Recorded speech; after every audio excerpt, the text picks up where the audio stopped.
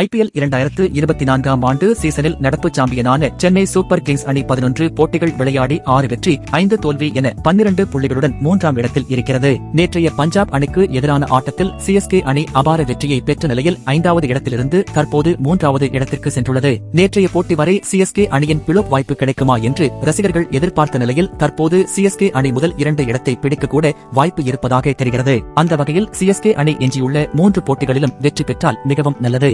இல்லையெனில் குறைந்தது 2 போட்டிகள் ஆவது வெற்றி பெற வேண்டும். இந்த நிலையில் CSK அணி முதல் 2 இடங்களை பிடிக்க வேண்டும் என்றால் என்ன செய்ய வேண்டும், எந்த அணிகளின் உதவி கிடைக்க வேண்டும் என்பதை தற்போது பார்க்கலாம். CSK அணி வரும் 10ஆம் தேதி குஜராத்துக்கு எதிராகவும் வரும் 12ஆம் தேதி ராஜஸ்தானுக்கு எதிராகவும் வரும் 18ஆம் தேதி RCB அணிக்கு எதிராகவும் விளையாடுகிறது. இந்த 3 போட்டிகளில் CSK அணி வென்றால் 18 புள்ளிகளை பெற முடியும். இந்த நிலையில் முதல் இடத்தில் இருக்கும் KKR அணி இன்னும் 3 போட்டிகளில் விளையாட இருக்கிறது.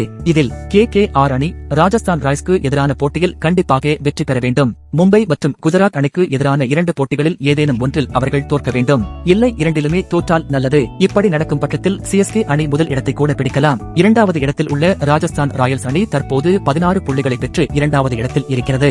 அவர்களுக்கு இன்னும் 4 போட்டிகள் எஞ்சி இருக்கிறது. இதில் CSK, KKR அணி, பஞ்சாப் அணி ஆகிய 3 போட்டிகளில் ராஜஸ்தான் அணி தோற்க வேண்டும். இல்லையெனில் எஞ்சிய 4 போட்டிகளிலும் ராஜஸ்தான் தோற்றால் அது CSKவுக்கு ரொம்ப நல்லது. இதேபோன்று 4வது இடத்தில் உள்ள சன்ரைசர்ஸ் ஹைதராபாத் அணிக்கு இன்னும் 4 போட்டிகள் எஞ்சி இருக்கிறது. தற்போது அவர்கள் 12 புள்ளிகளுடன் 4வது இடத்தில் உள்ளனர். இதில் மும்பை மற்றும் குஜராத் அல்லது பஞ்சாப் அணிக்கு எதிரான ஆட்டத்தில் சன்ரைசர்ஸ் அணி தோற்க வேண்டும். இவ்வாறு தோற்கும் பட்சத்தில் அவர்கள் 16 புள்ளிகளை மட்டுமே பெறுவார்கள். இதேபோன்று 5வது இடத்தில் உள்ள லக்னோ அணி 12 புள்ளிகளுடன் இருக்கிறது.